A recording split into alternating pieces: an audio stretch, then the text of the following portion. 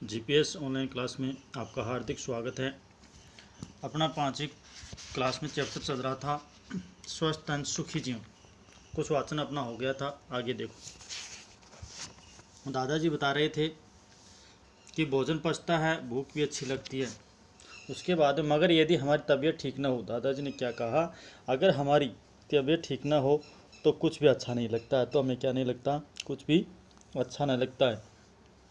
न भूख लगती है न नींद आती है। नहीं तो हमें भूख लगती है और नहीं नींद आती है। चिड़चिड़े हो जाते हैं और अपना स्वभाव कैसा हो जाता है, चिड़चिड़ा हो जाता है। उदासी घेर लेती है और चेहरे पर, पूरे शरीर पर क्या आ जाती है, उदासी आ जाती है। उबासियाँ आती रहती है और हमें क्या आने लग जाती है, उबासियाँ आने लग जाती हैं। दादाजी ने आगे क्या कहा, काम की बात यह है कि हम सबसे अलग अपने शरीर को साफ रखें। सबसे बड़ी काम की बात क्या होता है दादाजी ने, कि सबसे अलग रहें और अपने शरीर को है सबसे अलग या साफ सुथरा रखें। तुम्हें मालूम है ना, बच्चों को बताया कि तुम्हें मालूम है ना, काम करने और दौड़ भाग करने से हमारे शरीर से पसीना निकलता है। बड़ी मेहनत करने से, काम करने तो तेज दौड़ भाग करने से हमारे शरीर से क्या निकलता है, पसीना। पसीने में धूल के कण मिल जाने से, पसीने में क्या है, धूल के कण है, बारीक कण, वो मिल जाने से मेल की क्या जम जाती है, परत जम जाती है। क्या जम जाती है, मेल की परत।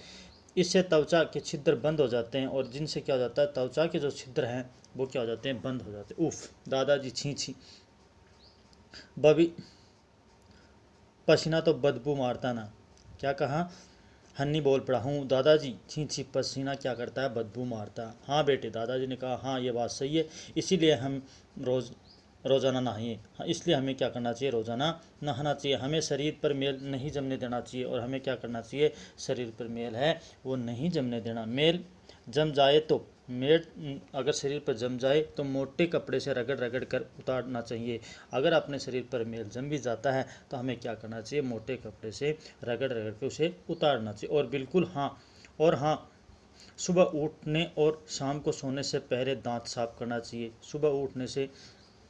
सुबह उठते ही पहले क्या करना चाहिए, दांत साफ, और शाम को सोने से पहले क्या करना चाहिए, दांतों को सफाई करना चाहिए। हफ्ते में 2 बार नाखून काटने चाहिए।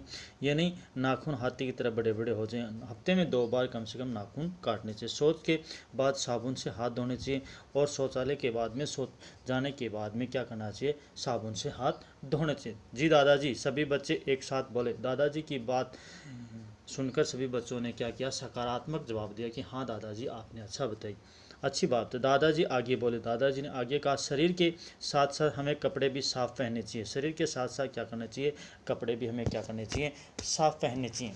गंदे कपड़े में कीटाणु हो सकते हैं। गंदे कपड़ों में क्या होते हैं, कीटाणु हो सकते हैं।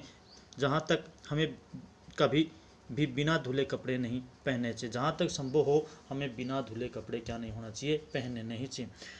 हमें घर भी साफ़ सुथरा रखना चाहिए और अपने रहने का स्थान घर है उसको भी क्या करना चाहिए, साफ़ सफाई रखनी चाहिए। सुषमा आकर बोली। इतने में सुषमा आ जाती है और बोली, तो दादाजी ने कहा, हाँ बहू। तो दादाजी ने क्या कहा, हाँ बहू, बोलो कैसे आई।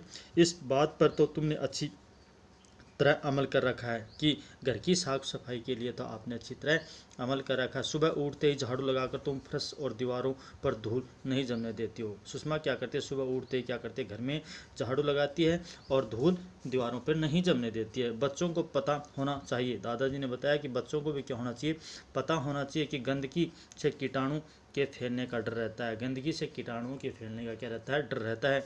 सफाई नहीं होने पर गलियों में कीचड़ जमा हो जाता है। हम देखते हैं कि गलियों में सफाई नहीं होने से पानी इकट्ठा हो जाता है और उससे क्या बन जाता है, कीचड़ बन जाता है। वहाँ भी कीटाणु पल सकते हैं और उस कीचड़ में क्या हो जाते हैं, कीटाणु जन्म ले लेते हैं। दादाजी ने यह भी कहा कि खुली धूप और ताज़ा शुद्ध हवा स्वास्थ्य के लिए ज़रूरी है। कि खुली धूप और ताज़ा हवा है वो स्वास्थ्य के लिए क्या ज़रूरी है। धूप से हमें विटामिन डी मिलता है और धूप से हमें क्या मिलता है, विटामिन डी मिलता है। इसी के साथ आज का वाचन इतना ही, बाकी वाचन है अगले वीडियो में किया जाएगा। धन्यवाद।